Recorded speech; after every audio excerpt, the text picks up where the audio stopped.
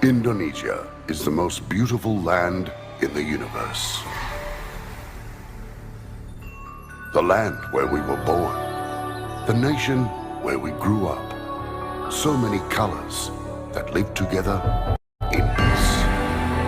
With a million timeless treasures. With an abundance of natural wealth. Indonesia is not just wonderful. Indonesia is a wonderland. Kota baru gunungnya Bamega, Bamega, Bamanapur di Samangkaram, Bamanapur di Samangkaram. Batamu lawanlah Adinda, Adinda Imam Bidadara, Samalayang Imam Bidadara, Samalayang. Sayang, sayang, si patoka, matego, tego, go.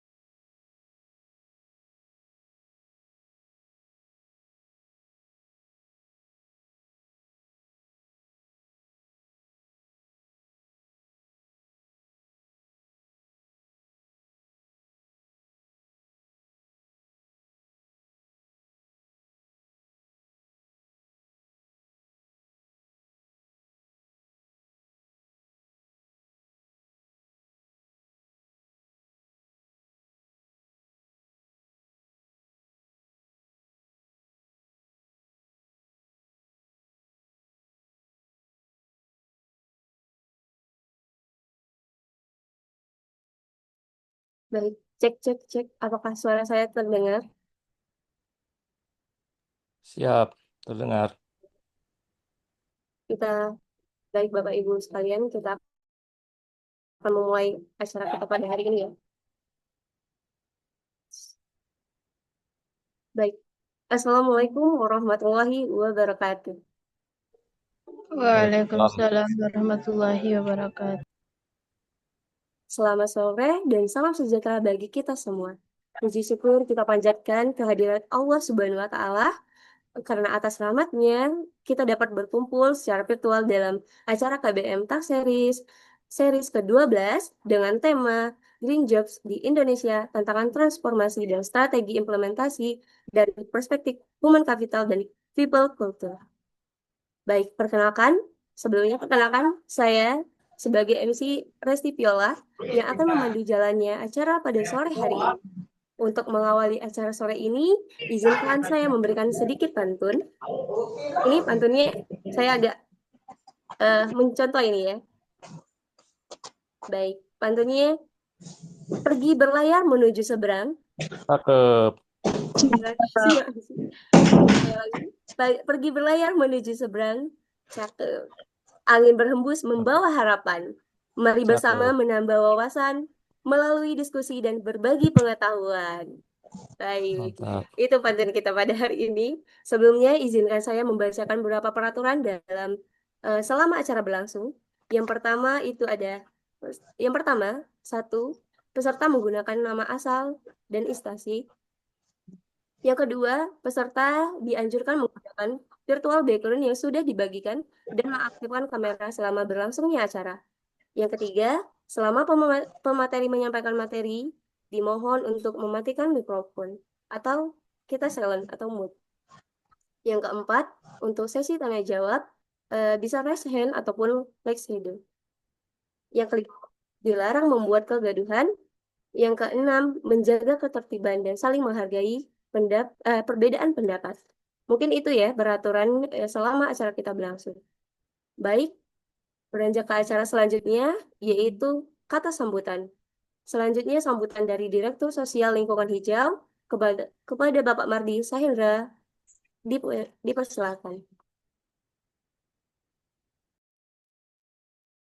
Baik, terima kasih Kakak Resti yang sudah membawa acara pada sore hari ini.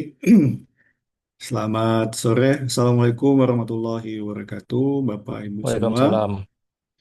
yang sudah hadir di ruangan Zoom. Alhamdulillah, Waalaikumsalam. pada kesempatan ini kita mengucapkan terima kasih banyak atas kehadiran para narasumber. Tentu saja yang kami hormati Pak Ari Cahyanto, kemudian Mas Sano, dan juga nanti Bu Moderator, Bu Febri Simon yang sudah hadir juga, dan seluruh panitia dan peserta kegiatan SLH Talk Series yang ke-12. Alhamdulillah ini setelah 4 bulan kita bisa bertemu kembali di agenda SLH Talk Series. Sebelumnya ini namanya KBM Talk Series ya. Terakhir kita KBM Talk Series yang ke-11 karena rebranding sekarang kita menyebutnya menjadi SLH Talk Series, namun tetap urutannya ke-12 ya Bapak Ibu semua.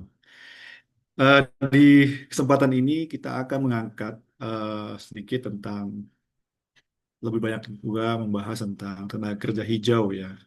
Tapi alangkah enaknya saya coba present sedikit ya Bapak Ibu. Mungkin ini memantik saja, nanti lebih lengkap dan lebih cetarnya oleh para narasumber kita yang dari Human Capital, People Culture, dan juga praktisi di bidangnya masing-masing. Saya izin share dulu ya Bapak Ibu.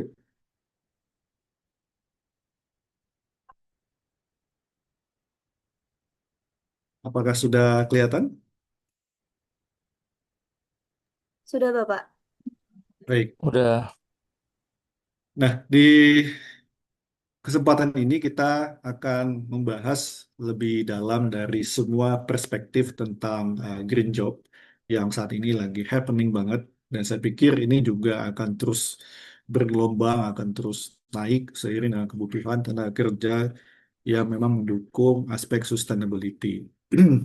Dan ini juga hasil dari beberapa referensi yang kita baca, yang kita diskusikan, dari input dari teman-teman yang tergabung di grupnya ESG, grupnya Sustainability, sehingga kita mencoba membahas lebih dalam lagi tentang green jobs di Indonesia ini bersama Pak Ari, Mas Sano, dan juga teman-teman yang lain. Kita akan berdiskusi lebih dalam bagaimana perspektif green job ini dari pandangan teman-teman yang ahli di bidangnya masing-masing.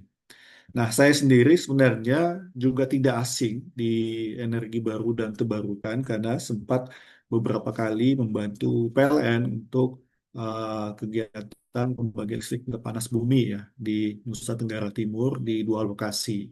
Dan saya kebetulan lebih banyak di bidang sosialnya, terutama untuk kebutuhan masyarakat di sekitar Ring 1, pembangkit panas bumi yang ada di Nusa Tenggara Timur, baik yang sudah existing maupun yang sedang new project yang di lokasi tersebut. Dan saya pikir ini gelombang ini akan terus tumbuh seiring dengan kebutuhan tenaga kerja hijau yang tentu saja ini tidak hanya di kegiatan environmentalnya, tapi juga di kegiatan sosial and governance-nya. Nah, di dalam tulisan saya ini mungkin ini adalah resume dari semua sumber yang membahas tentang tenaga kerja hijau. Dan saya pikir ini juga sangat erat kaitannya dengan ekonomi hijau, kemudian nilai ekonomi karbon. Di sini juga membahas tentang pariwisata ya, dan juga sanitasi di lingkungan kerja dan sebagainya. Nah, sehingga nanti di dalam paparan ini mungkin banyak hal yang akan dibahas oleh narasumber kita dan juga akan dibawakan oleh moderator kita, Bu Simon ke depannya ya. Nah, ini adalah realitas yang terjadi saat ini bahwa Cetak Biru ESG Indonesia ini menghubungkan ambisi makro dengan realitas tempat kerja, ya. Jadi ambisi yang begitu besar dari pemerintah untuk mewujudkan net zero di tahun 2020, 2060 nanti ini juga tentu harus dipersiapkan tenaga kerjanya yang mendukung ambisi tersebut.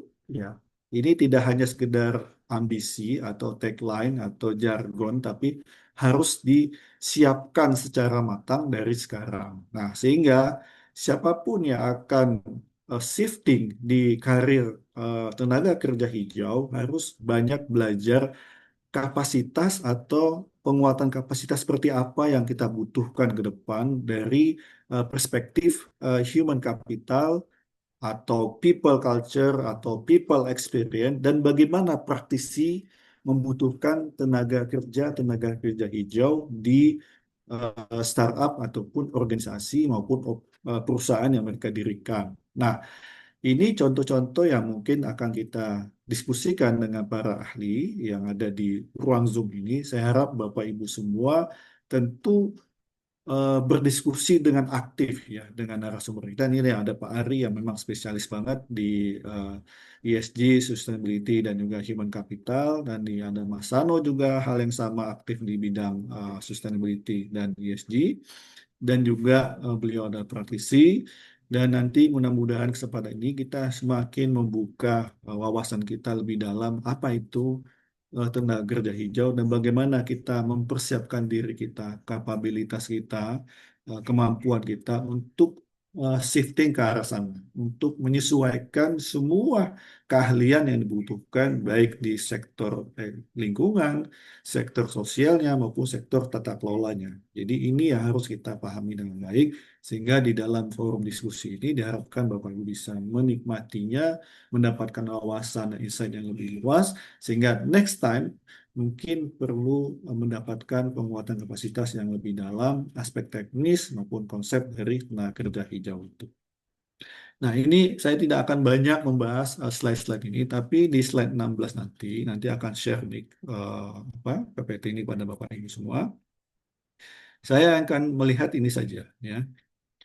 Bagaimana peran teman-teman yang juga berhubungan dengan CSR atau Corporate Social Responsibility, bahwa kontribusi mereka itu tidak hanya di aspek tentang kebencanaan, tapi juga terkait dengan turunan dari perubahan iklim yang kita rasakan saat ini. Mungkin di sekeliling kita paginya cerah, siangnya mulai mendung, sorenya hijau, malam nanti berkabut atau cuacanya sangat dingin. Nah, CSR ini juga punya peranan penting, Bapak Ibu, bagaimana teman-teman yang terlibat aktif di dunia CSR bisa berkontribusi untuk mendukung tenaga kerja hijau ini, ya, tidak hanya di aspek Komdev, tapi CSR lebih luas dan holistik. Karena CSR ini akan bicara tentang impact, ESG akan bicara tentang sustainable finance, dan sehingga ini akan menjadi kerangka kerja yang butuh kolaborasi multi pihak dari semua sektor, ya, termasuk akademisi, pemerintah sebagai regulator, dan juga semua pihak yang akan punya tujuan yang sama mewujudkan bagaimana Indonesia bisa menerapkan zero emission di tahun 2060. Aktor utamanya adalah manusia, sosial, dan sehingga mereka perlu dipahamkan dengan baik, dibantu dengan tenaga kerja hijau yang ahli di bidangnya, sehingga capaian itu bisa kita wujudkan baik secara nasional maupun secara global. Itu saja Bapak Ibu yang bisa saya sampaikan di kesempatan ini. Mudah-mudahan bermanfaat dan bisa berikan wawasan yang lebih luas tentang tenaga kerja hijau bersama para ahlinya. Selamat menikmati menu sajian diskusi kita, dalami bersama ahli. Dan sekali lagi terima kasih. Lebih dan kurang mohon maaf. Assalamualaikum warahmatullahi wabarakatuh. Waalaikumsalam warahmatullahi wabarakatuh. Waalaikumsalam warahmatullahi wabarakatuh. Baik, terima kasih kami ucapkan kepada Pak Mardi Sahendra atas sambutan hangatnya tentang tenaga kerja hijau ya, Pak ya. Selanjutnya, Betul sekali. iya. Baik, terima kasih Bapak. Selanjutnya kita akan melakukan foto bersama. Foto bersama, sebelum masuk ke materi, mari kita lakukan foto bersama. Mohon untuk seluruh peserta menyalakan kamera, panitia akan membantu mengambil dokumentasinya. Baik. Untuk sesi yang pertama itu boleh dibantu.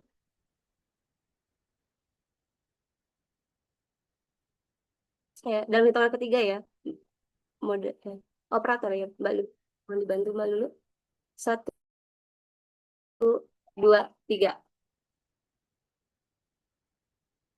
Baik. Untuk sesi kedua itu sesi para peserta untuk foto bersama. Mohon kepada para peserta untuk menghidupkan kameranya dalam hitungan ketiga. 1, 2, 3.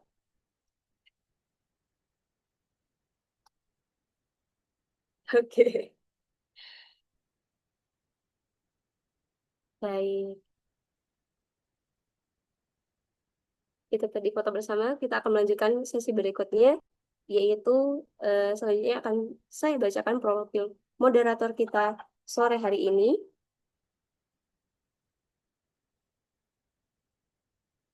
Oke.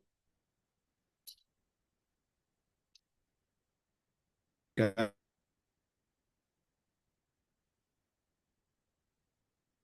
Untuk operator mohon untuk dibantu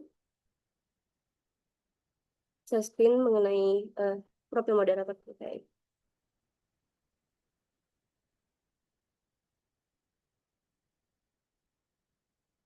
Moderator kita operator.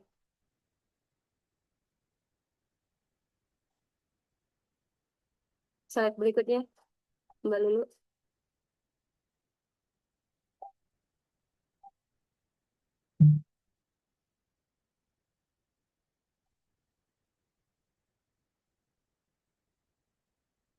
Sudah terlihat Mbak Lulu?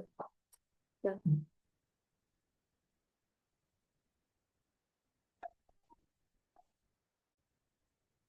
Boleh dibantu untuk slide berikutnya, Mbak Lulu, untuk di Bu Febri.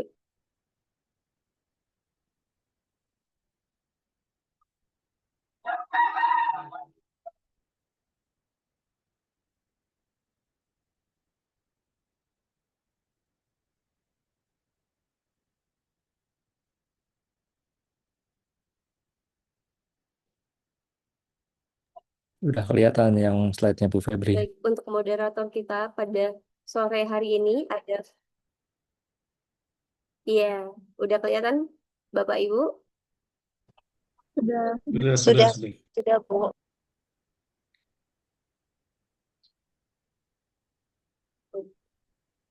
Baik, saya akan membacakan profil moderator kita. Moderator kita bernama Bu Febriarti Simon sebagai Managing Partner SW Sustainability Center. Nah, sedikit memperkenalkan, Bu Febri dengan education-nya adalah sebagai kandidat dokter atau S3 keberlanjutan atau Sustainability Universitas Trisakti. Nah, yang kedua, education-nya yaitu mengenai Magister S2 Bisnis Global Akuntansi di Chinese Culture University di Taiwan. Selanjutnya, sarjana S1 Akuntansi di Universitas Multimedia Nusantara. Selanjutnya ada certification dan licenses. Nah, ini ada CPA, Certificate Public Accountant. Yang kedua ada CSRS, Certificate Sustainability Reporting Specialist. Yang ketiga ada sertifikasi dalam Sustainability Finance dari SCCL dan Sustainability dari AAW. Terus ada selanjutnya itu dari anggota dari Institute of Certificate Sustainability Practitioner. Nah, experience-nya kaliannya selama 12 tahun yaitu memiliki pengalaman luas selama 12 tahun di bidang akuntansi dan keuangan, mencakup audit, layanan akuntansi, serta pembelajaran dan edukasi. Yang kedua itu adalah spesialis ESG, saat ini fokus pada isu environmental, sosial, dan governance. ESG dan keberlanjutan. Nah, yang ketiga itu ada di riset dan strategisnya. Strateginya yaitu terlibat aktif dalam berbagai riset ESG terkait dekarbonisasi, kinerja keberlanjutan, serta penyusunan peta jalan atau roadmap dan strategi ESG. Nah, untuk itu profil singkat dari moderator kita, sungguh luar biasa moderator kita pada sore hari ini untuk memandu acara diskusi kita dengan narasumber pada sore hari ini. Saya serahkan kepada moderator, waktu dan layar, saya persilakan. Kepada Ibu Febri. Baik, terima kasih Bu Resti. Selamat sore Bapak Ibu semuanya. Izinkan saya untuk memandu untuk acara kita pada sore hari ini. Dan mungkin kita sudah tahu ya, kita memiliki dua narasumber yang sangat wow sekali. Pak Ari, apa kabar Pak Ari? Sudah lama kita tidak bersua.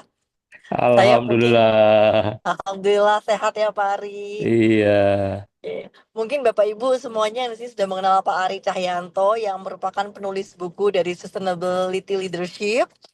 Saya rasa itu perlu dibaca. Saya sudah baca juga dan sangat menginspirasi sekali Pak Ari. Oke, izin saya Terima bacakan kasih. sedikit profil dari Pak Ari. Pak Ari sekarang merupakan CEO dari Wongke Solution. Dengan education-nya, Pak Ari menyelesaikan Master in Sustainable Finance and Development di Universitas Udayana Bali dan juga memiliki certification dan license dari University of Cambridge dan juga dari Universitas Pertahanan RI.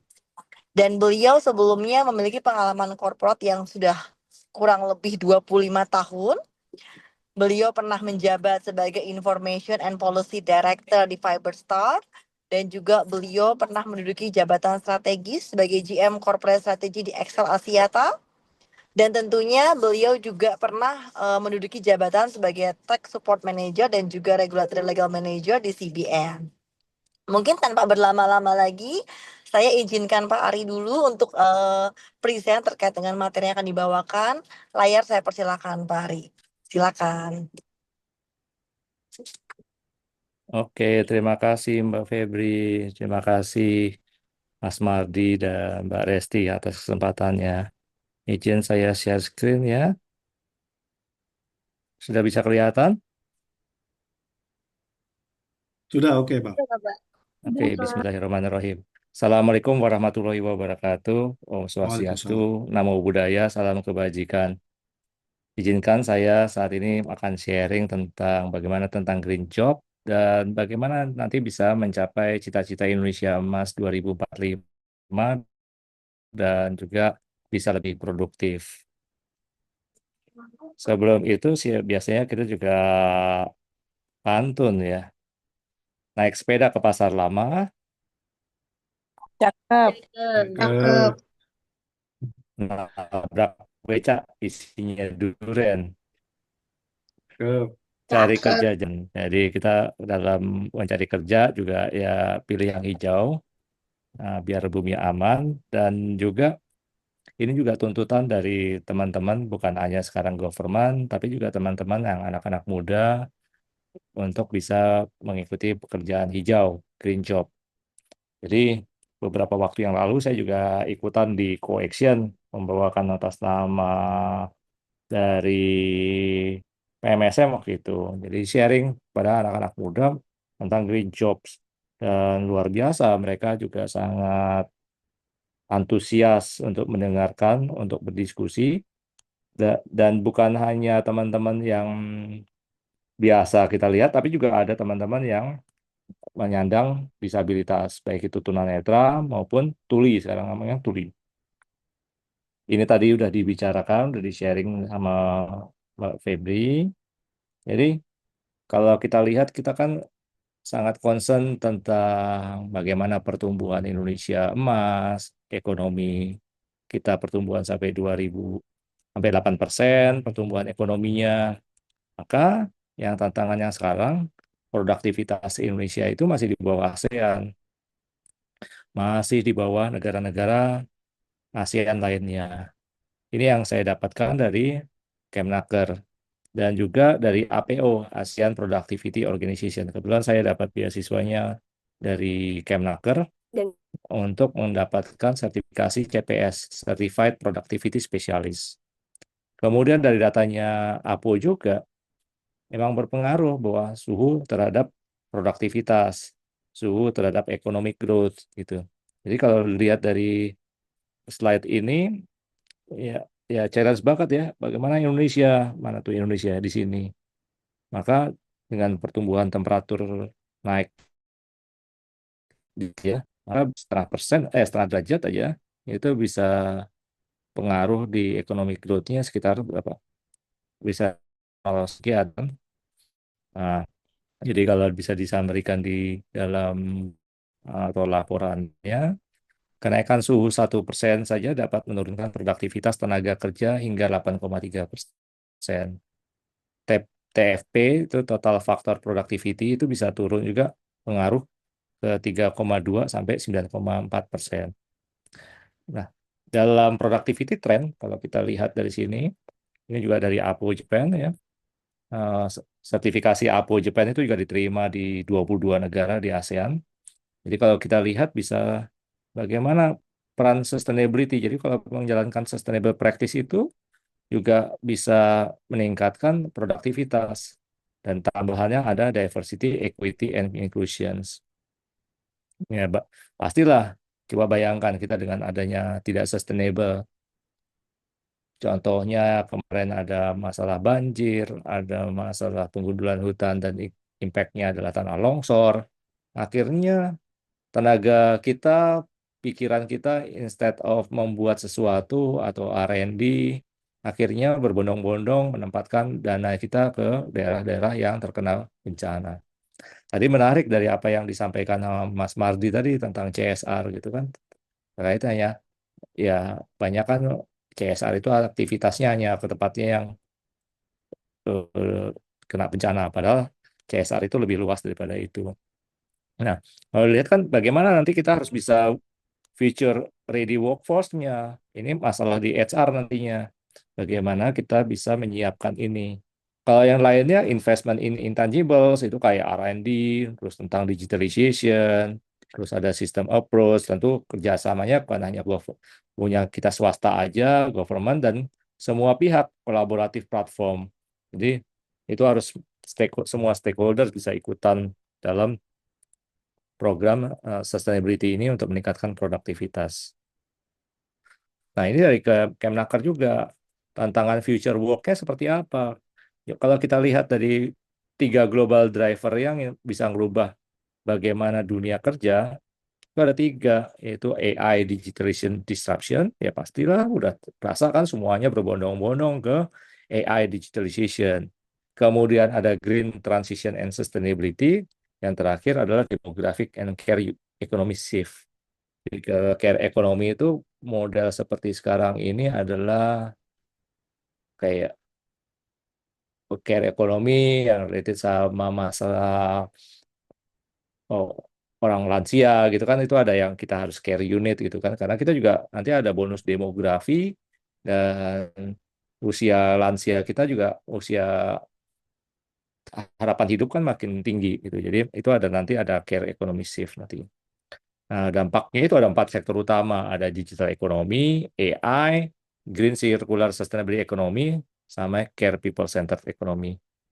Jadi ada beberapa shifting nih. Ada tenaga kerja yang baru, ada yang hilang, dan tentunya kita harus bisa reskilling sama upskilling.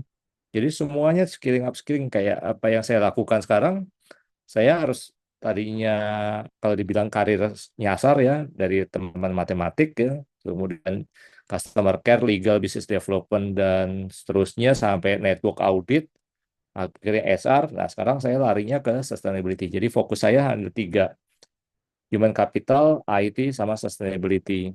Karena itu ke depan. Nah, bagaimana dunia? Nah, sebelum itu saya sampaikan dulu bahwa berdasarkan dari LinkedIn itu ada kebutuhan dari green skill nih kalau berdasarkan data dari Economic Graph LinkedIn ya. Jadi hanya 1 dari 8 pekerja itu mempunyai green skill. Hanya 1 dari 8 sekarang. Jadi susah banget nih, padahal kita penting nih buat kita memikirkan. Karena apa? Sustainable development itu adalah pemenuhan kebutuhan masa kini tanpa mengorbankan anak cucu kita depan itu terpenuhi masa apa namanya kebutuhannya. Jadi kita harus bisa memenuhi sampai anak cucu kita juga gitu. Ya, antara Februari 2022 sampai dengan Februari 2023 ternyata paling nggak pada saat job posting itu dibutuhkan ada peningkatan sekitar 15% yang mengenai green skill. Jadi ada butuh green skill. Jadi kita nih butuh green skill ini.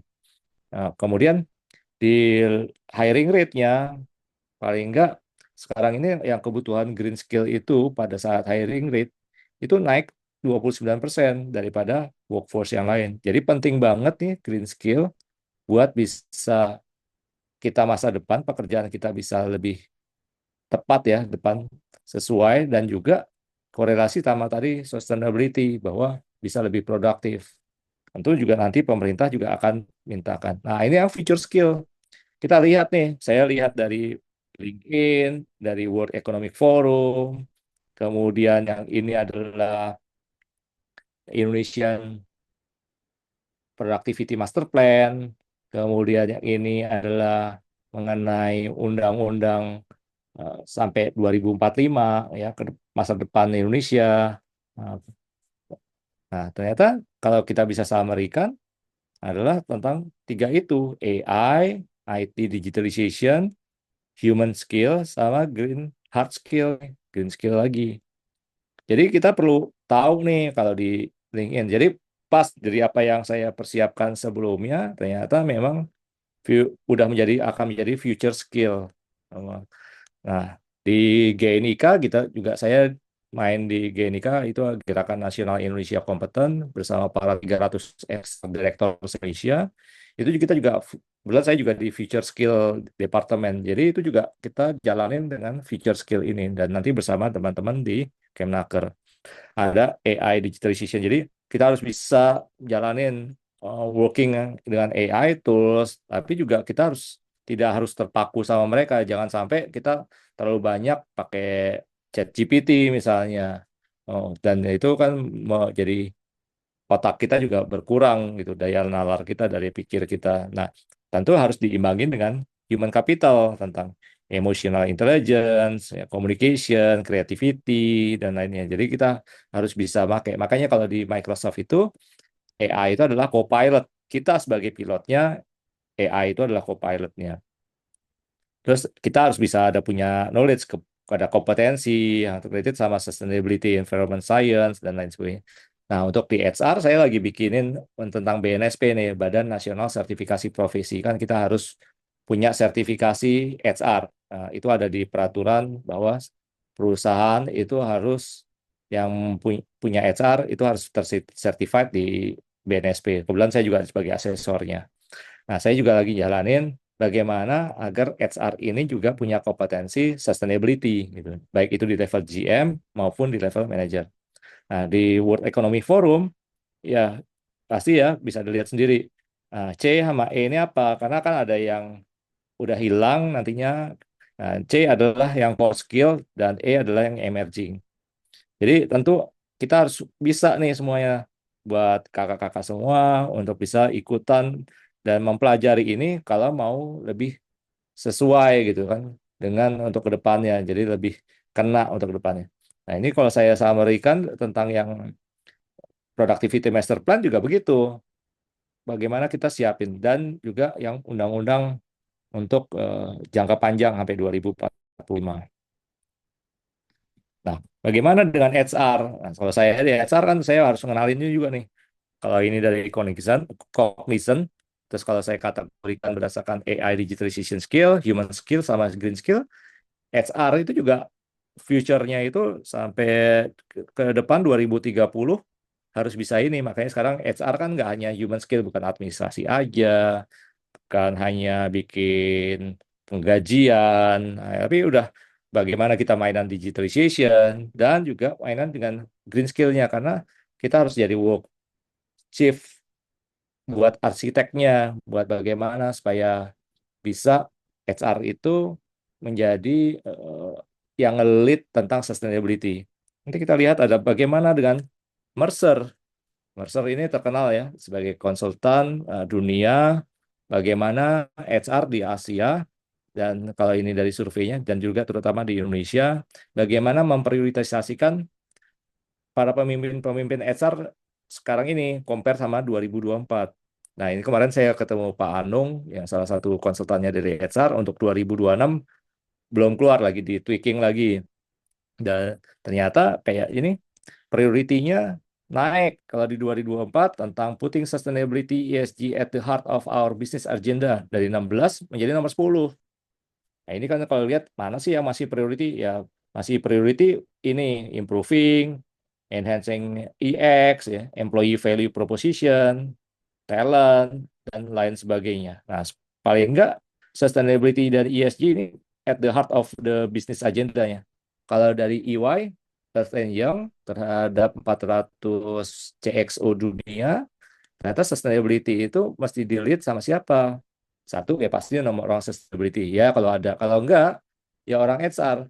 Bukan orang risk, bukan orang tim corporate secretary atau teman-teman yang lain communication ya walaupun organization development itu bisa aja ditaruh situ kebanyakan kalau di bank saya lihat ditaruhnya di risk kalau di TBK lainnya ditaruhnya di ESG ya kita bisa lihat bagaimana maturity organization tersebut dalam sustainability karena anak-anak sekarang teman-teman Gen Z ini juga udah nanya kebetulan kemarin dalam buku saya juga menginterview Pak Herdi Harman, HR direktornya Injourney, itu menyatakan bahwa anak-anak sekarang menanyakan bagaimana Pak tentang sustainability di tempat Bapak, jalannya seperti apa. Itu yang kita harus hati-hati dari sisi HR, jangan sampai nanti jadi greenwashing. Waktu kita menyampaikan bahwa wah perusahaan kita begini-begini, ternyata mereka menemukan ternyata enggak, mereka akan turn down gitu.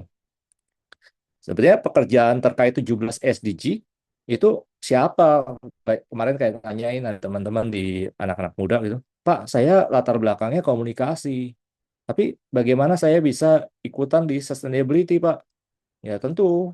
Ya saya kasih pemahaman. Waktu itu saya kasih sharing session ngajar Sustainability Excellence Associate di Pertamina International Shipping.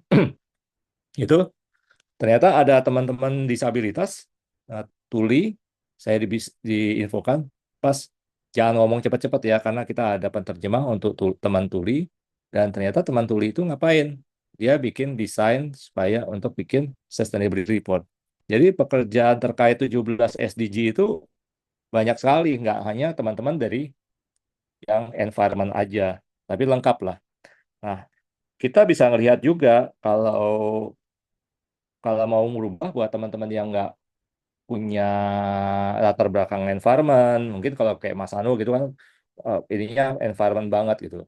Tapi kalau misalnya kayak ya saya pasti lakukan ini. Ya saya lakukan assess myself gitu kan.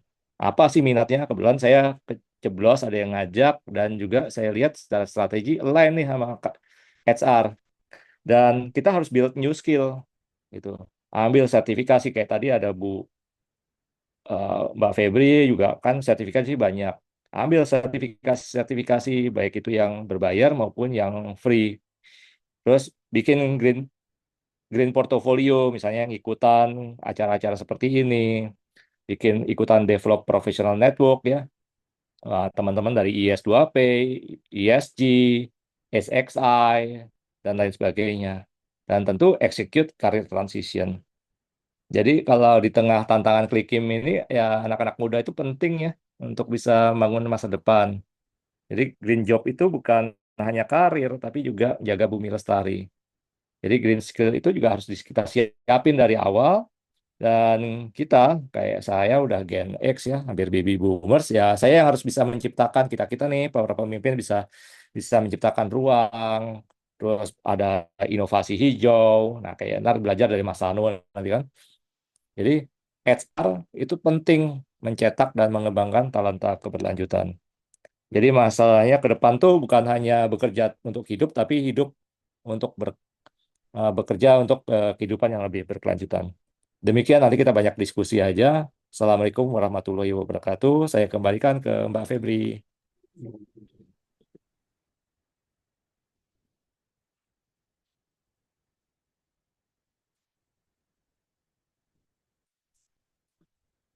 Monggo Mbak Febri.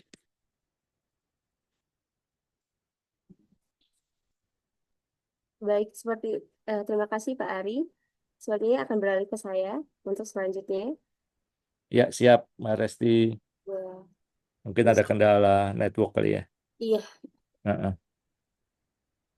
terima kasih untuk penyampaiannya Pak Ari. Untuk selanjutnya, mungkin ke narasumber kita yang kedua ya, kepada operator, mohon bantuannya.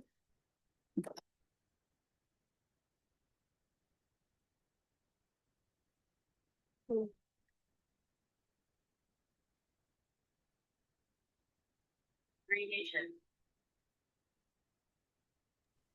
Mas Ano udah siap? Siap, siap, siap. Nah, banyak bakal belajar dari Mas Ano nih. Ahlinya, ahli. Baik, sebelum itu izinkan saya membacakan sedikit profil mengenai pemateri kita ya, Pak, Ibu sekalian.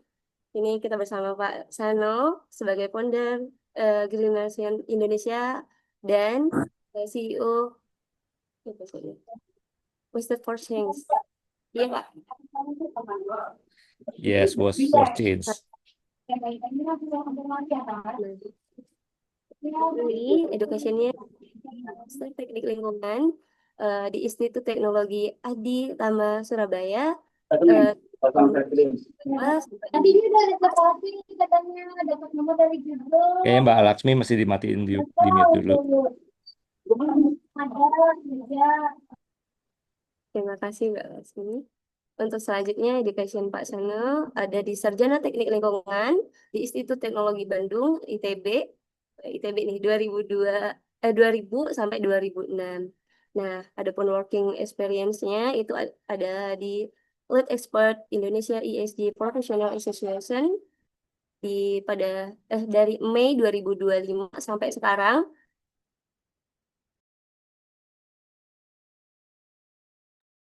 Yang kedua itu sebagai tim ahli Menteri Lingkungan Hidup, Kementerian Lingkungan Hidup Republik Indonesia dari Januari 2025 sampai 2026.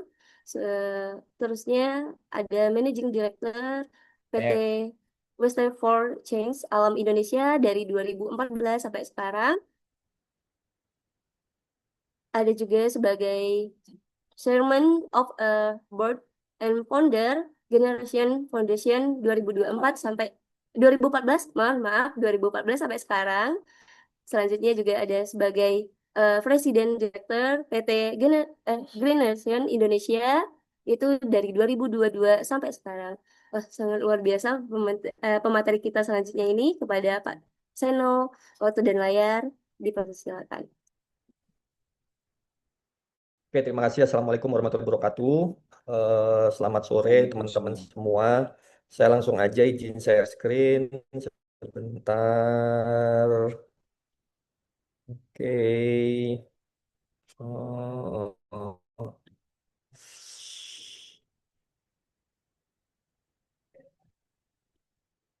Udah kelihatan belum ya? Belum, masih loading. Belum ya. Bentar. Nah, Ah, udah udah kelihatan loading. belum? Oke, Udah. sip. Sudah, Pak. Oke. Ya, aku sharing apa yang aku tahu aja ya. Jadi, aduh, bentar. Ya, jadi sebenarnya green jobs lebih dekat dari yang kita bayangkan. Saya pribadi punya statement dan punya pendapat bahwasanya seharusnya kita tidak perlu mendikotomi green jobs gitu ya.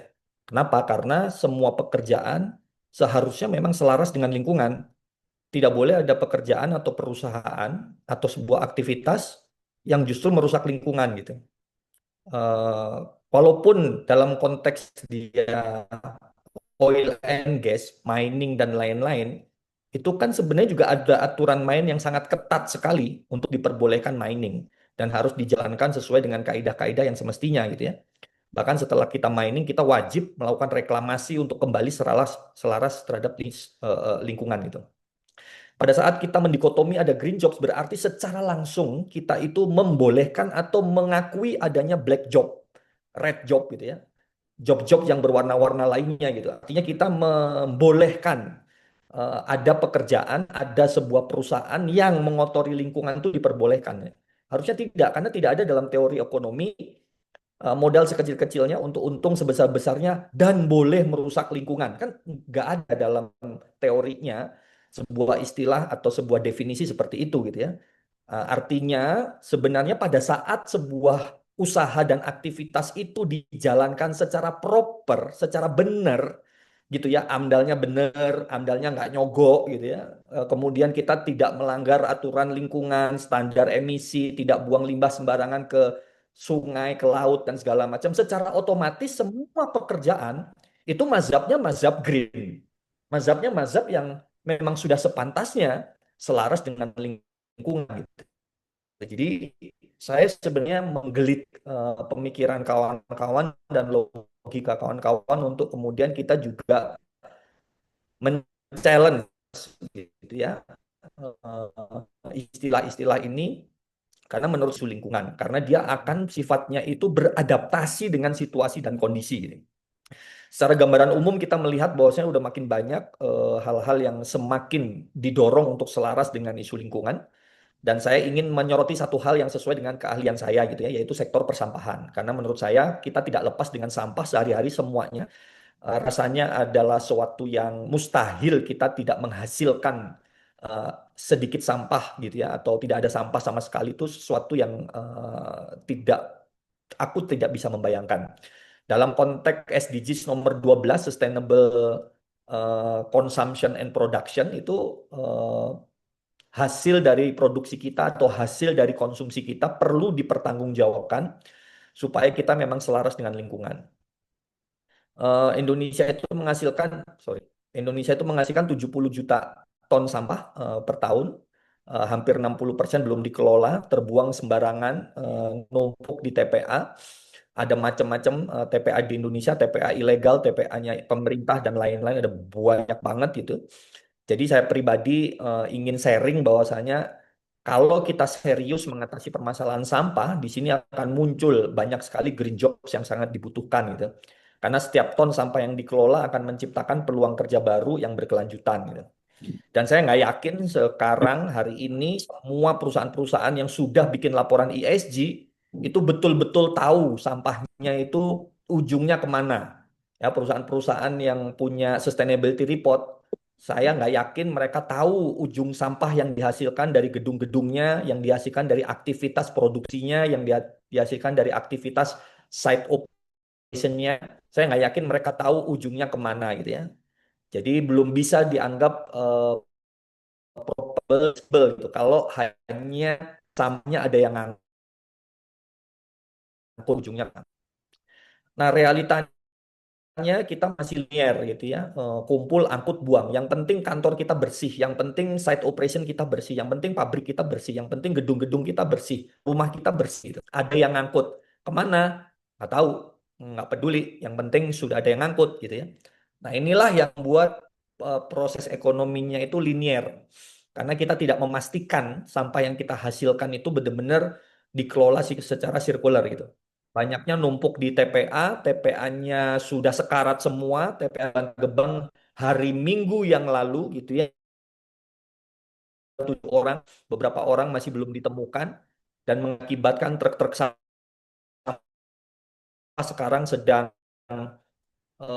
ngantri berjam-jam, nggak bisa buka, yang ada di perkotaan ini khususnya, kebergantungannya terhadap TPA gitu ya. Kalau TPA itu meledak, ditutup gitu ya, saya yakin kejadian-kejadian seperti di Tangsel ya, sampah numpuk di mana-mana dan segala macam itu sangat terjadi gitu ya.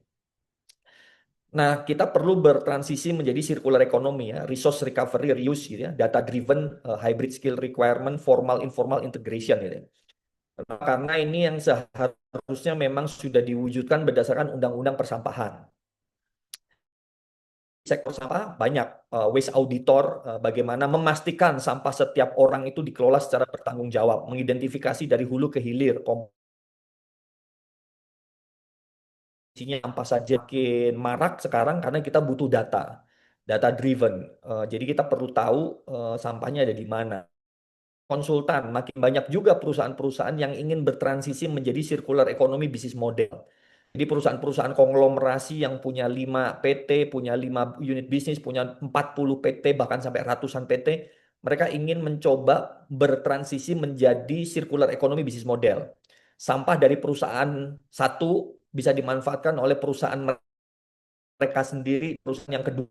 Nah, ini upaya-upaya circular economy. Makin banyak circular economy konsultan ini. Dan portofolio fund, dana, mulai dari hibah sampai ke investment dan lain-lain di sektor persampahan juga makin banyak.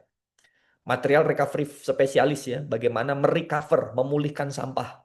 Ya, ini yang tadinya sampah menjadi bahan baku. Itu banyak banget juga mulai dibutuhkan dengan adanya, apalagi sekarang Indonesia berinvestasi di waste to energy, itu akan ada lonjakan opening jobs gitu ya. Kalau mereka butuh ratusan di satu pabrik, itu berarti kalau bangun 33 udah jelas ada 3.300 waste to energy sektor yang dibutuhkan ya.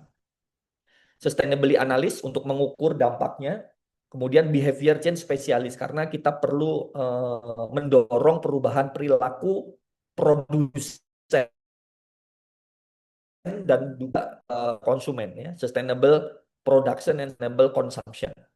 Jadi menurutku pribadi, green jobs ini sebenarnya bukan pekerjaan baru. Sebenarnya semua pekerjaan di semua lini perlu memasukkan prinsip-prinsip berkelanjutan, perlu memasukkan prinsip-prinsip tidak melanggar aturan lingkungan, tidak kemudian membuat lingkungan jadi lebih rusak gitu ya. Apapun gitu ya, perlu selaras, termasuk petugas persampahan, termasuk petugas cleaning service. Jangan sampai di gedung, teman-teman yang punya gedung, punya banyak cabang gitu ya, pengelola bandara, pengelola terminal, pengelola stasiun, pengelola mall, pengelola gedung, sampah yang terpilah ada warna-warna khusus, ada tulisan-tulisannya, tapi cleaning service-nya tidak didesain untuk paham dan ngerti bagaimana mereka mengosongkannya, sehingga dicampur lagi.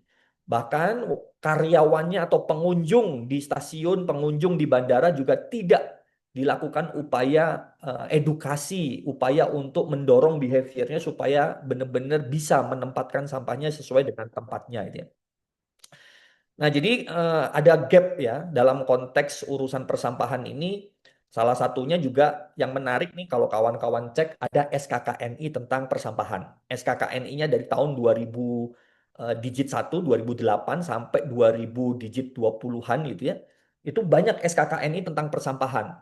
Masalahnya apa? Kalau tidak ada enforcement-nya, maka tidak dibutuhkan. Tidak ada training yang dibutuhkan terkait SKKNI itu. Per hari ini kita mencari training untuk mendapatkan sertifikasi tentang sektor persampahan itu LSI-nya, lembaga sertifikasinya dan lembaga trainingnya nggak banyak gitu ya, jarang sekali. Kenapa? Karena nggak ada demand-nya. Beda banget dengan AMDAL. Kenapa? Karena AMDAL itu enforce gitu. Beda banget dengan K3 karena K3 itu enforce gitu ya. Tapi sampah enforcement-nya belum ada. Karena enforcement-nya belum ada, kurikulumnya belum terbentuk ya karena tidak ada demand.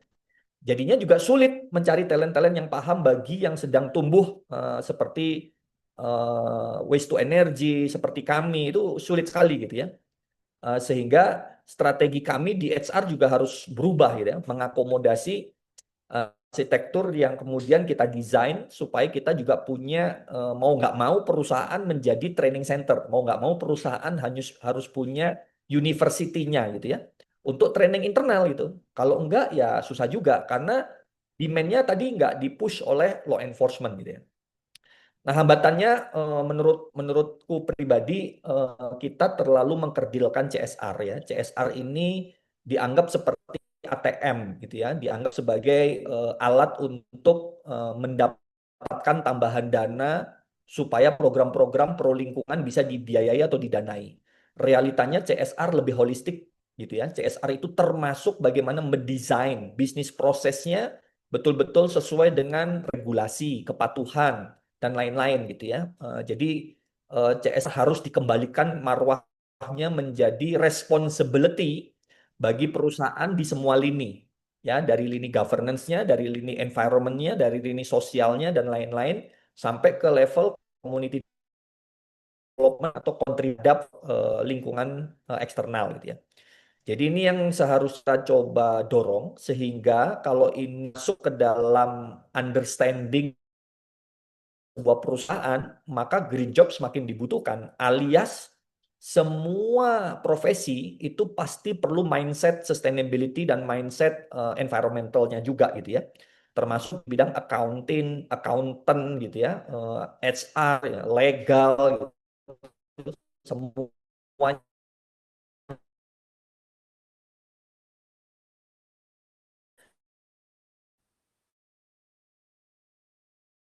perlu memiliki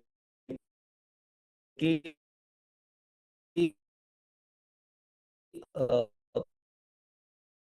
pemahaman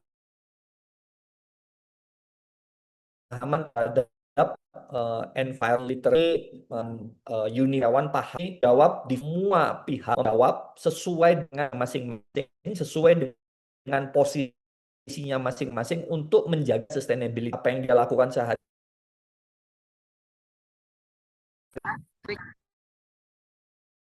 Kayaknya putus-putus tuh.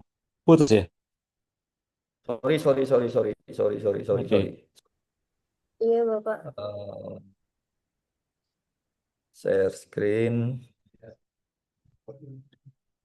Nah, lihat lagi nggak, Mbak Resti? Oke. Sip. Mbak Resti kelihatan nggak? Kelihatan nggak? Kelihatan Mbak Resti? Putus-putus ya? Kelihatan. Iya, tapi putus-putus, Bentar. Kalau putus-putus videoku Pak. aku matiin. Oke. Nah, lalu di Way for Change pun kita mendevelop teman-teman ini perlu diberikan pembekalan understanding yang sifatnya T.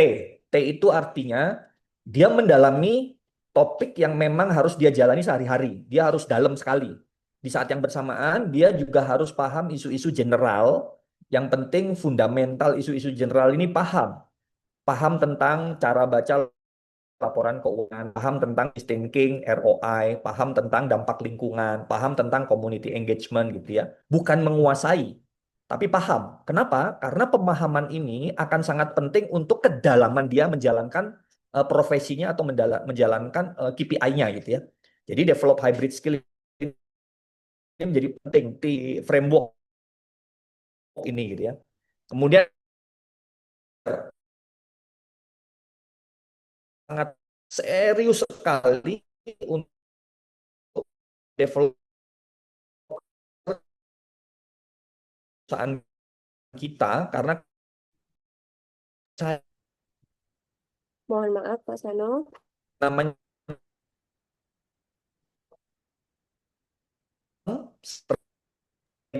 Kayaknya koneksinya jelek Pak Sono. teknik itu selalu berkembang.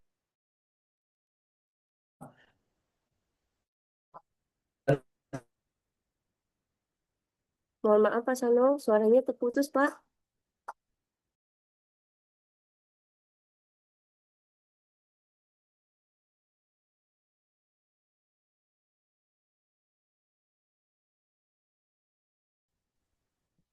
Iya, keputus Mas Ano. Networknya agak-agak jelek ya. Nggak apa-apa buat sementara nunggu Mas Ano, nunggu kalau ada pertanyaan-pertanyaan, silahkan aja. Ada yang di chat, boleh. Ya, ada di dia resign juga boleh. Itu Mas Sono udah balik lagi. Monggo Mas Sono. Sorry, ini nampaknya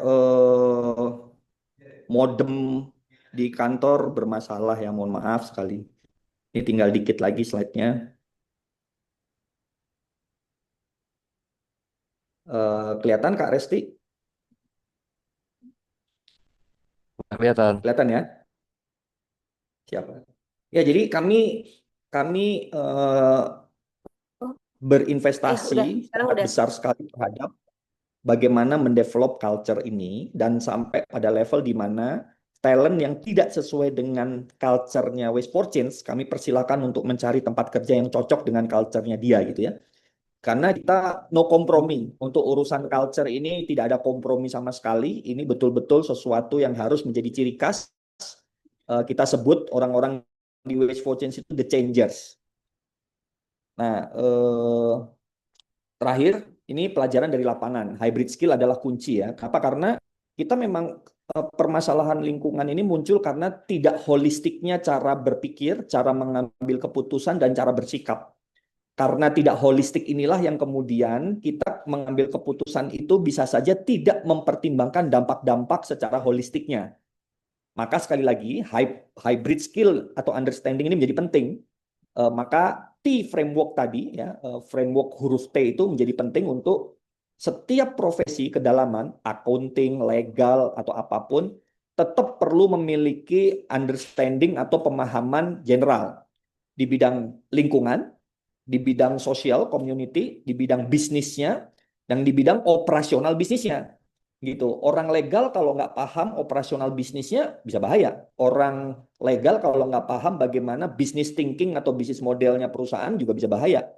Kalau nggak paham siapa saja stakeholdernya, community engagementnya juga bisa kacau juga gitu ya. Apalagi ngomongin environment, dia juga harus paham prinsip-prinsip yang harus dipatuhi oleh perusahaan kita supaya perusahaan kita itu memang benar-benar proper sesuai dengan regulasi dan aturan main yang ada. Kalau semua perusahaan menerapkan prinsip-prinsip seperti ini, nggak akan ada yang namanya perusahaan buang limbah ke sungai. Karena buang limbah ke sungai itu dia hanya business thinking, tetapi dia tidak memiliki environmental knowledge bahwasanya dampak dari buang limbah ke sungai itu ujung-ujungnya juga akan merugikan ke dia juga gitu ya, dampaknya dan lain-lain segala macam. Jadi hybrid skill and hybrid thinking ini menjadi sangat penting untuk kemudian kita bisa berhasil membangun upaya-upaya yang sustainable. Terima kasih, itu sedikit sharing dari pengalaman kami di Waste for Change. Semoga bermanfaat, siap berdiskusi. Baik, terima kasih Pak Seno. Untuk selanjutnya teman-teman, para peserta sekalian, kita akan memasuki sesi Q&A. Teman-teman pastinya udah menyiapkan pertanyaan-pertanyaan yang sangat luar biasa nih untuk pemateri kita. Boleh raise hand atau udah on cam, boleh on cam juga. Nih, udah ada 4 orang. Oke, Pak peserta mengangkat tangan. Tadi dimulai dari Ibu Selma ya. Kepada Bu Selma, silakan. Halo, apakah suara saya sudah terdengar? Terdengar. Oke, baik. Sebelumnya, Assalamualaikum warahmatullahi wabarakatuh. Selamat sore semuanya. Izinkan bertanya, ini mungkin general saja untuk Pak Ari dan Pak Sano. Jadi kebetulan saya sekarang fresh graduate, Pak. Saya graduate di 2025, tapi kebetulan saya graduate dari luar. Kemudian memang saya mendalami bagian environment and sustainability. Tapi memang belum ada gambaran secara garis besar environment sustainability Indonesia itu seperti apa, dalamnya seperti apa. Secara ilmu saya dapat, secara pengalaman di luar saya dapat. Tapi memang penerapannya ke Indonesia kan memang agak sedikit berbeda ya Pak, dan sedikit susah untuk diterapkan. Nah, kemudian juga ketika saya mencari lapangan kerja di Indonesia, itu banyak sekali mereka memerlukan sertifikasi-sertifikasi untuk green jobs ini gitu Pak. Dan sementara untuk fresh graduate seperti saya mencari modal untuk sertifikasi itu cukup susah ya Pak ya. Mungkin dari Bapak Ari dan Bapak Sano ada saran khusus fresh graduate nantinya untuk di dunia green job sendiri gitu Pak. Terima kasih. Baik, terima kasih Ibu Selma. Pak Ari dan Pak Sano mau langsung jawab atau kita tampung terlebih dahulu, Pak? Jawab aja. Boleh. Ya, mungkin juga ntar yang lain mungkin ada yang sama gitu kan. Boleh. Ya, menarik Kak Salma. Congratulate baru fresh graduate. Sebelumnya apa ya kalau boleh tahu? Saya Ininya dari luar. Environment and Sustainability Pak di Monash University. Wah, berarti kan itu udah masuk ya. Berarti kalau buat Kak Salma mungkin nggak sulit lah untuk bisa masuk Insya langsung Allah Pak, amin, terjun amin. langsung ke green job. Apalagi sekarang udah mulai banyak. Tadi bisa masuk ke tempatnya Kak Sano tadi itu untuk tentang apa nih ya waste. Dan juga dan antara kan juga lagi rame itu. Dan itu mestinya lebih mudah. Tapi ada teman-teman yang lain nih kayak mungkin tadi yang sebutin Kak Sano, legal, ya, terus orang komunikasi, ya kan. Buat saya, pengalaman saya waktu itu pernah ikutan ini Mbak dari Cambridge University, Biodiversity and Law, terus Child and Law, Paris Agreement and Law. Itu beasiswa. Nilainya satu modul itu 800 pound sterling. Online, ada ujiannya dan tersertifikasi. Saya pikir tadinya adalah yang ikut yang senior-senior. Ternyata enggak. Ada juga teman-teman yang muda-muda, bahkan seumuran lebih muda daripada anak saya. Tahun 2024 itu dia mungkin hukum. Dapat. Jadi banyak sih kesempatannya kalau di online ya. Terus juga bisa ikutan juga tentang ada CSRD, Corporate Sustainability Report Directive. Kalau ke Eropa itu kan harus bikin report itu. Bukan hanya JRI, tapi kalau di Eropa ada yang itu. Nah, itu untuk dasarnya bisa ikutan. Nah, saran saya sih, kalau kebetulan saya ikutan di asosiasinya IS2P, Indonesian Society of Sustainability Professional, saya ikutan di situ dan dapat pengajaran di situ, dapat belajar dari kayak Kak Sano, Mas Mardi, dan ini ya. Intinya teman-teman sustainability ya lo lagi lah gitu. Tapi kita banyak belajar dari situ, sharing session, nggak hanya orang. Tadi saya pikir orang environmental doang. Waktu saya masuk tuh, saya udah kaget aja. Wah, jangan-jangan orang environmental aja. Saya nggak tahu tuh apa istilahnya carbon equivalent, istilahnya tadi ada macam-macam lah ya. Oh, sampah ternyata ada circular economy. Nah, disitulah banyak belajar dari teman-teman. Ikutin aja. Jadi kalau misalnya nanti akan ketemu jalannya kok. Kalau misalnya mau yang sertifikasi. Tapi kalau enggak, ikutin situ, maka bikin, kayak tadi saya ada A, B, C, D, E. Jadi bikin portofolio, ikutan asosiasi, ikutan, yang penting bisa sharing session. Oh, komunikasi ternyata begini, ntar dapetin lagi. Gitu, Kak. Kak Salma, semoga bisa jawab. Oke, Gitu. terima kasih banyak Pak Ari. Kak Salma udah ikutan asosiasi apa aja? Kalau untuk setelah lulus ini, kemarin saya baru ikut ada grup di WhatsApp yang Sustainability Indonesia itu Pak, Sustainability Chat Indonesia itu. Oke, nanti kan itu Kemudian ada IS2P. Terus ya, yang lainnya belum ada sih Pak, masih mencari-cari. ada IEPA juga ada, IS, komunitas ISG juga ada. Banyak sih, gitu. Baik Pak, Ya, terima kasih banyak Pak. oke.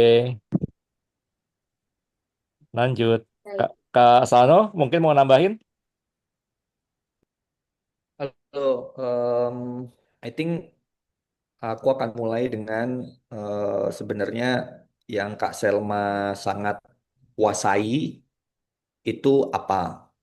Yang Kak Selma sangat sukai itu juga apa? Nah, dimulai dari situ, menurutku eh, apapun pekerjaannya justru sesuai dengan statementku tadi, harusnya nggak perlu ada istilah green jobs. Karena semua lini pekerjaan sudah sepantasnya dan sewajibnya untuk kita menerapkan prinsip-prinsip yang selaras dengan lingkungan gitu ya. Jadi kalau aku rasa mau kerja di bidang apapun, justru bagaimana kita mewarnai pekerjaan tersebut menjadi laras dengan karena adanya kehadiran kita yang memiliki pemikiran lebih holistik gitu. Baik, Pak. Gitu. Jadi um, I think itu yang sedang aku kampanyekan gitu sampai ke pemerintah gitu. Kalau pemerintah punya program Green Jobs berarti secara sadar kamu tahu dan membolehkan black job gitu. Ada perusahaan yang melanggar lingkungan. Kan nggak gitu. Harusnya semua pekerjaan itu ya green dalam konteks benar-benar tidak merusak lingkungan. Betul-betul selaras dengan isu-isu lingkungan, selaras dengan nilai-nilai SDGs atau target-target SDGs gitu. Jadi kalau dari aku sih balik lagi kepada apa sih yang Kak Selma ahli dan apa yang Kak Selma sangat sukai gitu ya.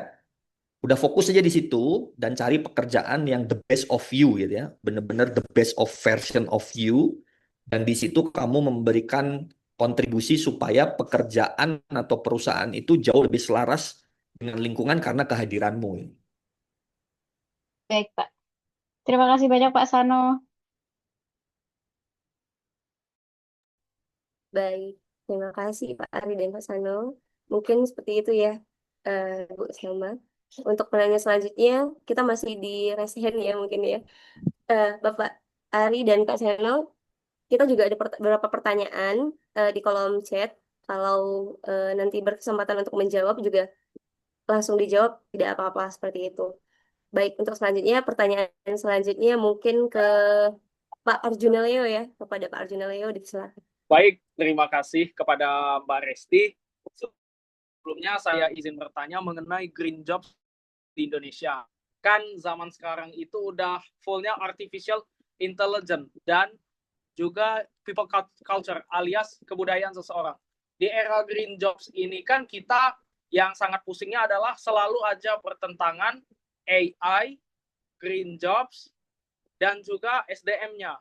Nah, yang mana kalau di era masa depan udah full dominan AI. Jadi pertanyaan saya, bagaimana cara menyatukan green jobs itu dengan AI, human capital, dan juga tanpa harus merusak green lingkungan dan juga mampu penyesuaian dengan budaya di setiap daerah. Contohnya aja Padang seperti ini, Jawa seperti ini. Itu pasti sangat alot. Saya sangat bingung. Tolong dijawab. Terima kasih. Langsung ya, oke. Boleh. Luar biasa nih pertanyaannya, Pak Mas Ayo. Tentu AI dan green job. AI itu sebetulnya juga ngabisin energi, ngabisin air kalau kita baca ya literaturnya, karena itu juga bisa mereka butuh suatu pendinginan, water cooling di dalam servernya itu. Jadi kalau di US pernah tuh ada kejadian mana airnya jadinya kesedot yang di bawah tanah untuk water cooling. Namun kemudian juga dengan research and development ada beberapa server-server itu caranya gimana supaya lebih bisa dingin, jadi tidak membutuhkan energi yang banyak. Nah, kebetulan saya dulu di telco, banyak kita temui, kalau di Indonesia, case-nya bagaimana kita untuk Indonesia, karena kan data center kita makin banyak, server-server yang related sama AI makin banyak juga, dan tentu listrik sama air bisa konsum banyak nih. Gimana caranya? Ya, kita sebagai green job ini ya melihat satu, bagaimana kita melakukan desain supaya servernya itu tidak membutuhkan listrik dan air yang banyak. Ambil yang contoh lah, kalau di arsitek, kita bisa bikin arsitek supaya water flow-nya atau anginnya juga embusannya juga nggak sia-sia gitu. Karena saya di dalam telco itu sering menjumpai penanganan tata letak data center itu tidak melihat dari alur anginnya ya, tidak ada alur kayak faktor pendinginnya. Nah, berikutnya ada yang dimasukin ke dalam laut gitu. Dan kita yang tidak kecimpung di dalam data center, kita sebagai pengguna juga bijaksana dalam hal ini, dalam penggunaannya. Jadi jangan sedikit sedikit akan naik. Mungkin perhitungan ini AI. Tanya masalah keluarga, tanya masalah juga tanya AI. Itu ngabisin listrik juga. Dan beberapa waktu yang lalu kan ada peraturan dari pemerintah mulailah bikin bagaimana etika menggunakan AI. Jadi kita tidak boleh terlalu tergantung karena itu bisa menjadi brain rot.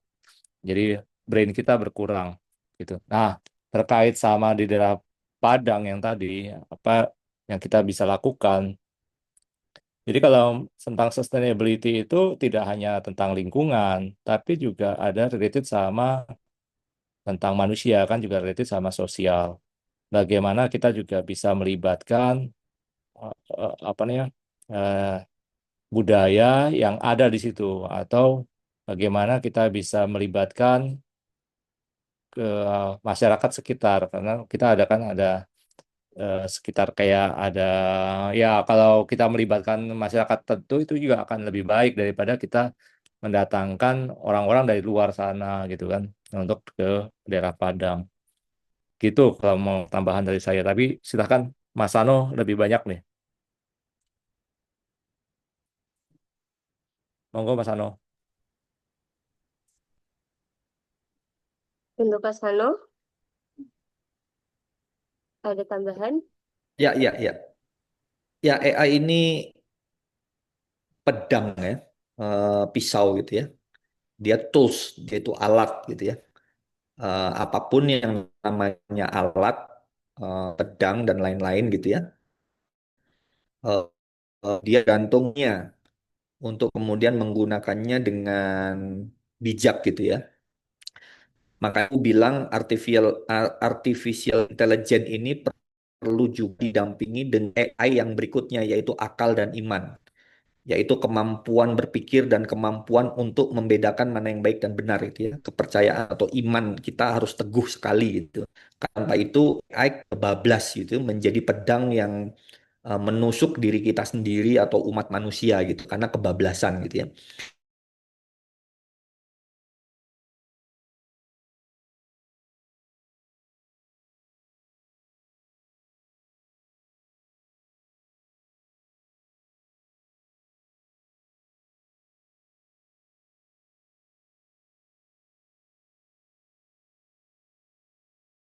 Yang sepantasnya, yang sebijaknya agar kita emang benar-benar pas itu, tidak overuse, tidak cium berlebihan. Jadi emang betul-betul digunakan sesuai dengan porsinya. Sama handphone juga kalau kita kasihkan main sosial media hampir berjam-jam juga jadinya merusak diri dan lain-lain. Jadi I think AI adalah sebuah penemuan yang memang memiliki dobrakan yang kalau didalami ya tadi eh, semakin cepat dia semakin semakin tajam gitu ya dan semakin berbahaya gitu. Tapi pedang yang tajam juga semakin bermanfaat gitu ya. Jadi gimana dong? Ya memang realita kehidupan seperti itu ada yin dan yang, ada baik dan buruk gitu ya. Jadi manusia diberikan kemampuan untuk mengambil keputusan, kemampuan untuk berpikir gitu ya, tadi akal gitu ya, dan kemampuan untuk membedakan mana yang baik dan benar gitu ya, untuk beriman gitu. Nah, jadi dalam konteks green jobs atau green business, saya pribadi pengguna AI sesuai dengan kebutuhan untuk mendalami dan mempercepat solusi-solusi yang harus didesain sedemikian rupa gitu. Tapi juga nggak overuse untuk hal-hal yang menurutku remeh-temeh dan nggak penting gitu ya, nanya-nanya dan segala macam gitu. Jadi ya emang fokus aja sama apa yang kita butuhkan. Dan di saat yang bersamaan, teman-teman yang bergerak di bidang teknologi yang lebih, energi yang lebih berkelanjutan, diharapkan bisa lebih cepat untuk mendevelop teknologi tersebut agar kebutuhan energi dari AI ini lebih selaras terhadap lingkungan tadi gitu ya. I'm so sorry bisa jadi jawabannya tidak memuaskan karena ini sesuatu yang memang tadi ya balik lagi apa yang sedang kita kerjakan ini aku rasa adalah panggilan untuk kita berpikir lebih holistik ya, berpikir, bertindak, bersikap, mengambil keputusan lebih holistik gitu untuk kemudian sebisa mungkin tidak merugikan siapapun, tidak merugikan orang lain, tidak merugikan lingkungan gitu. Nah, ini kemampuan kita untuk berpikir holistik ini yang perlu didorong terus ya.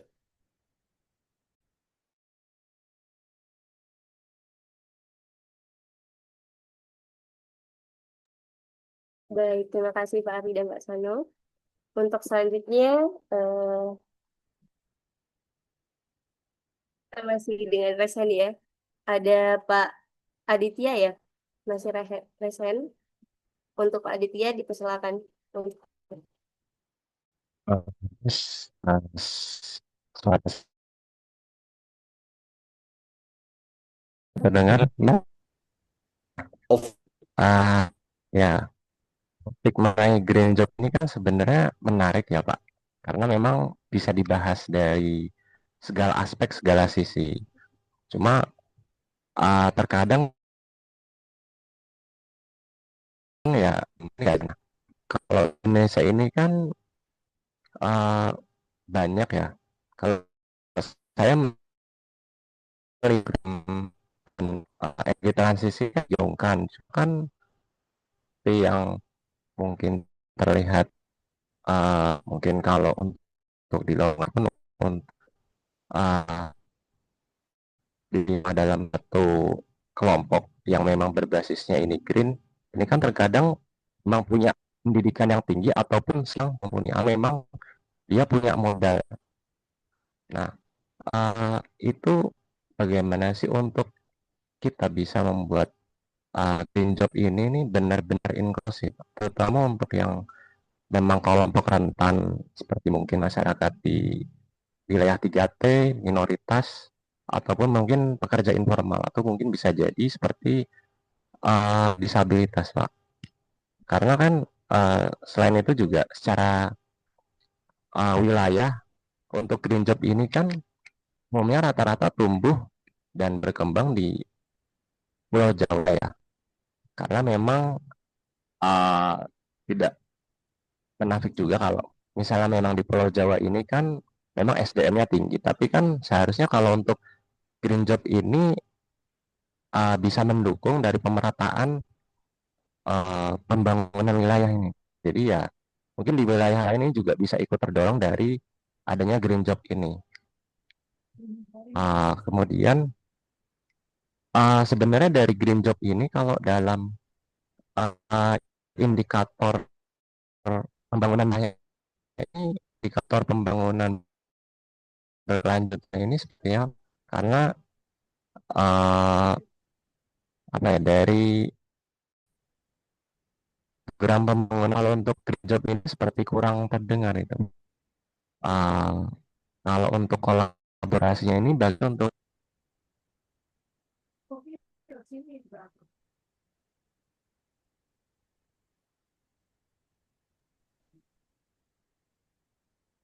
Kayaknya suaranya hilang atau koneksinya mungkin. Walaupun nggak ke-mute. Boleh saya jawab atau gimana, Pak? ya, Oke. Ya, terima kasih. Wah, masa pertanyaan yang luar biasa nih. Intinya kalau tadi bagaimana daerah atau daerah yang 3T ini bisa ikut berperan, terus juga bagaimana kita bisa memonitor apakah green job ini atau hasilnya seperti apa ya. Kalau pada dasarnya kita sebetulnya malah banyak belajar sama teman-teman daerah juga, bagaimana pemanfaatan hutan, bagaimana mereka bisa melakukan pelestarian alam, itu yang harusnya kita bisa banyak belajar di situ. Masyarakat lokal itu kan juga sebetulnya banyak sekali, uh, nggak hanya mengenai pemanfaatan, tapi juga misalnya arsitektur, kayak kalau di Bali juga kan ada arsitektur, gimana supaya bisa lebih lanjut gitu. Jadi kita bisa dari situ. Nah, memang gaungannya banyak di Jawa mungkin, karena saya juga orang di Jawa, saya belum pernah banyak ke daerah, jadi saya belum tahu juga gaungnya seperti apa. Terkait sama inklusivitas, ya kayak seperti kita kan udah ada undang-undang disabilitas, bagaimana kita bisa melibatkan teman-teman disabilitas untuk bisa ikuti Green Job, atau kita juga bisa memberikan bantuan sama mereka atau bekerja inklusif lah. Bisa. Kan kalau di Undang-Undang Disabilitas itu, kalau kita perusahaan swasta itu harus 1% bisa merekrut perusahaan teman-teman yang disabilitas, penyandang disabilitas. Kalau di BUMN itu harus 2%.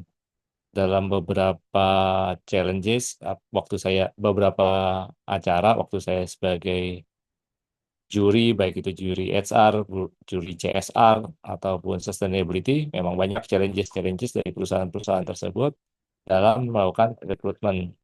Atau karena misalnya karena pekerjaannya kurang cocok atau apa, atau keahliannya belum cocok. Cuman kemarin pada waktu saya di Coaction, acara Coaction tentang Green Jobs, ternyata juga kan ada teman-teman dari tunanetra dan juga teman-teman dari Tuli, dan mereka bisa melakukan Green Jobs itu. Dan baru-baru ini, seperti apa yang saya ditulis di LinkedIn, saya juga baru mendapatkan buku tentang bagaimana kita bisa merekrut teman-teman tunanetra. Jadi sebetulnya teman-teman tunanetra itu luar biasa, memang ternyata bisa bekerja, dan hanya kita aja yang harusnya bisa memberikan kesempatan, karena green job itu kan nggak hanya harus terlibat sama lingkungan, tapi juga dalam hal komunikasi, penyuluhan, ada perubahan mindset. Kadang-kadang kan kita kalau buang sampah atau para ini bisnis, kadang-kadang juga yang lain juga begitu kok. Ngapain saya harus repot-repot me- memilah sampah misalnya? Atau ada waktu COVID, kan ada yang buang hasil colokan hidungnya tuh ke tempat sampah, harusnya itu kan masuk ke B3.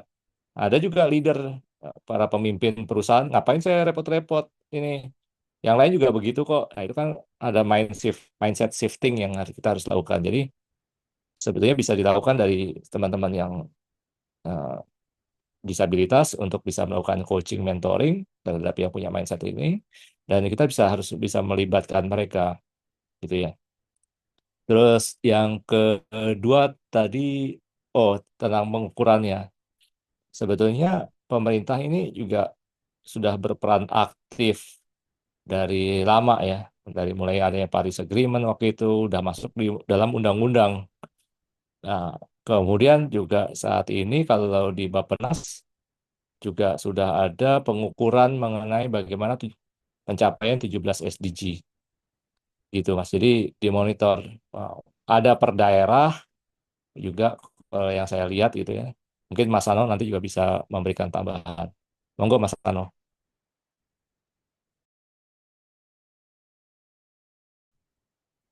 Cukup dari aku, Mas. Jawaban dari. Oke, siap. Kembalikan ke Mbak Resti. Terima kasih Pak Ari dan Pak Sano. Untuk selanjutnya ya, kita tutup sesi pertanyaan kita. Mohon maaf kepada Bapak Ibu peserta yang belum berkesempatan untuk dijawab langsung oleh Pak Ari dan Pak Sano. Nah, untuk teman-teman Bapak Ibu peserta yang belum terjawab dan masih penasaran dan masih banyak pertanyaan-pertanyaan, boleh pertanyaannya dialihkan ke LinkedIn Sosial Lingkungan Hijau.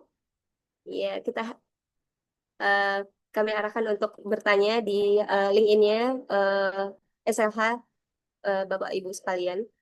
Mungkin kita beranjak agenda selanjutnya, yaitu closing statement dari Pak Ari atau Pak Sano. Mungkin dipersilakan untuk Pak Sano terlebih dahulu untuk closing statement. Ya, thank you ya. Sekali lagi, aku punya pendapat dan pandangan bahwasanya seharusnya tidak perlu ada istilah green jobs. Ya. Semua jobs itu ya harus green gitu. Karena aneh aja kalau misalkan ada green jobs, berarti kita membolehkan ada pekerjaan yang tidak green gitu ya. Karena even pekerjaan yang kita anggap tidak green, seperti pertambangan, itu punya aturan main yang ketat gitu, muka tambang dan lain-lain. Pertanyaannya aturannya itu ditegakkan atau tidak, pertanyaannya aturannya itu diterapkan atau tidak gitu ya, AMDALnya benar atau tidak gitu ya, dan lain-lain gitu ya. Kemudian pasca tambang dilakukan reklamasi dan restorasi atau tidak gitu ya. Karena seharusnya semuanya di semua kehidupan kita itu seharusnya memang nggak boleh melanggar prinsip-prinsip lingkungan. Mau jual gorengan pun nggak boleh buang limbahnya ke sungai gitu ya. Jadi artinya aku rasa ini spirit dan semangat yang kita gelor, jangan sampai itu jadi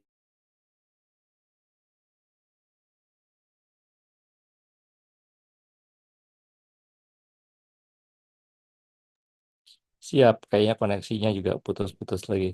Putus ya, Pak Sano. Ya. Mau tambah lagi, Mas Ano? Kalau saya tangkap tadi tentang ya semua pekerjaan adalah green jobs dan tidak ada yang namanya black job gitu ya. Karena pun dari tambang pun juga ada aturan mainnya, bagaimana proses reklamasi, dari proses reboisasi, macam-macam lah gitu. Dan bagaimana kita semuanya juga harus bisa bertanggung jawab gitu ya. Gitu Pak Sano ya. Seperti itu Oke, sih. ya kalau dari saya, penutup dari saya, jadi kita semua bertanggung jawab. Buat teman-teman yang merasa tidak, wah saya bukan bagian environmental, jangan berkecil hati karena memang itu adalah bagian dari ini. Jadi bagaimana kita bisa melestarikan bumi itu adalah tugas kita bersama, bukan teman-teman dari environmentalist, bukan teman-teman dari misalnya lingkungan yang apa bagian gali gitu atau kehutanan, tapi kita semua. Semua pekerjaan itu adalah green job.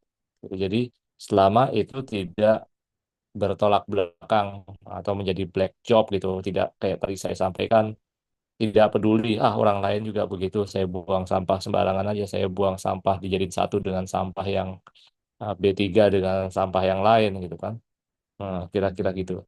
Yang penting adalah dari kita untuk bisa menjaga bumi ini berkelanjutan adalah punya satu adalah growth mindset. Growth mindset itu penting agar kita bisa keep on learning.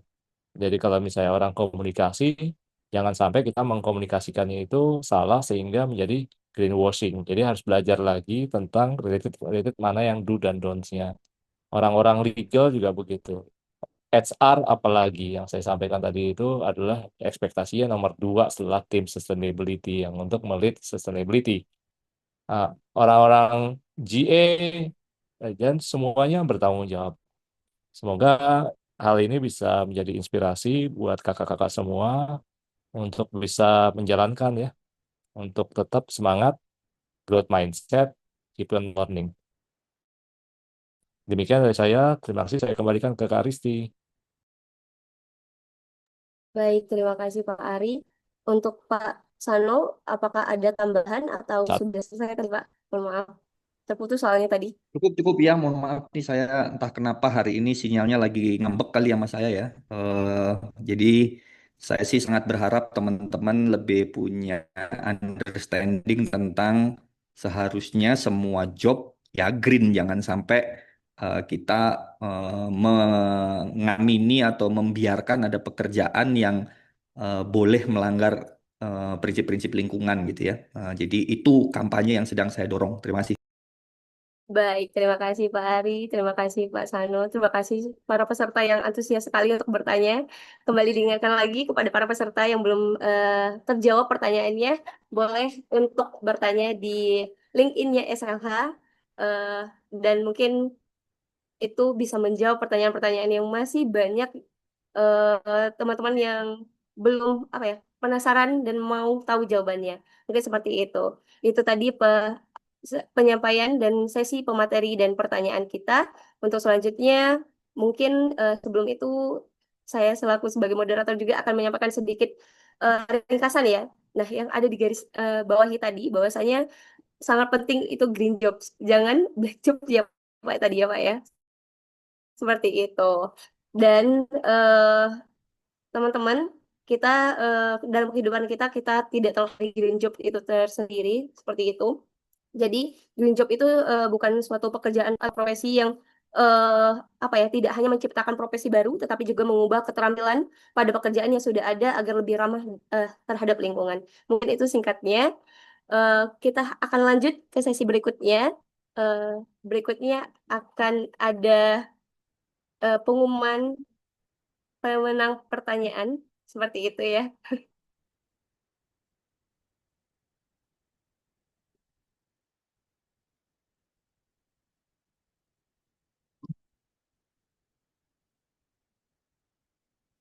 Sebagai penutup, sebelum penutup dan sebagai penutup kami akan mengumumkan pemenang door prize yang telah disiapkan panitia. Baik. Ya.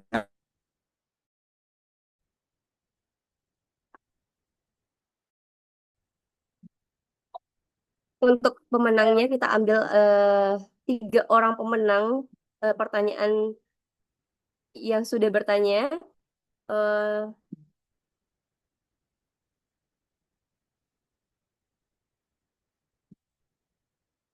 Ayo, siapa pemenang pertanyaan?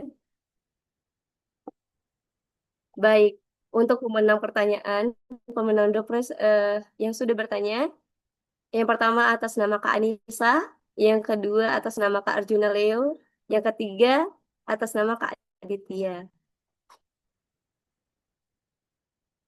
Untuk para pemenang nanti akan dihubungi oleh tim SH. Selamat kepada para pemenang door prize, yaitu Kak Anissa, Kak Arjuna Leo, dan Kak Aditya. Terima kasih. Baik. Untuk semua pertanyaan itu sangat luar biasa ya pertanyaannya. Tapi eh, di lain kesempatan kita masih banyak lagi kesempatan-kesempatan untuk bertanya dan jangan ketinggalan untuk ke depannya. Nah, demikianlah rangkaian series SLH Talk Series yang ke-12 pada sore hari ini. Terima kasih kepada seluruh narasumber, ibu moderator, dan para peserta yang telah berpartisipasi aktif. Ini sangat aktif dan sangat luar biasa. Semoga ilmu yang kita dapatkan hari ini bermanfaat dan dapat diimplementasikan di bidang masing-masing. Oke.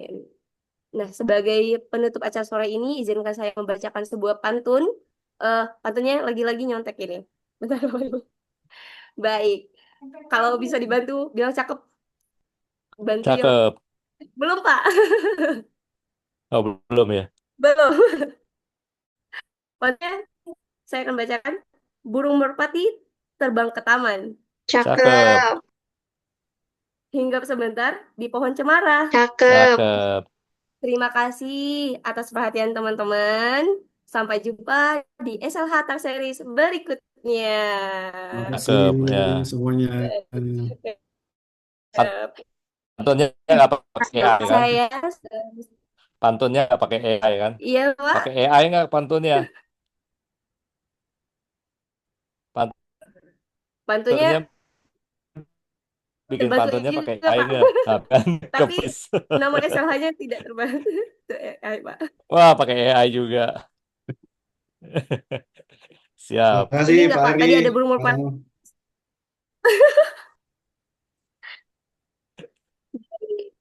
Oke ya. Terima kasih semuanya. Baik, saya Resti Viola sebagai MC dan sebagai moderator pembantu pada sore hari ini. Mohon maaf apabila ada kesalahan selama memandu acara. Informasi mengenai training webinar SLH TAS series berikutnya bisa diakses teman-teman melalui media sosial Instagram dan LinkedIn Sosial Lingkungan Hijau. Mungkin saya akhiri, sekian saya akhiri. Wassalamualaikum warahmatullahi wabarakatuh. Selamat sore dan sampai jumpa di SLH TAS series berikutnya. Mohon maaf Bapak Ibu Terima sekalian. kasih. Oke, Terima makasih. kasih. Selamat Semoga sore. berguna semuanya. Sampai Yuk, jumpa. Sore semuanya. selamat berbuka puasa. Ya, Assalamualaikum. Selamat Izin berpuasa. live. Terima kasih Bapak. Terima kasih Ibu.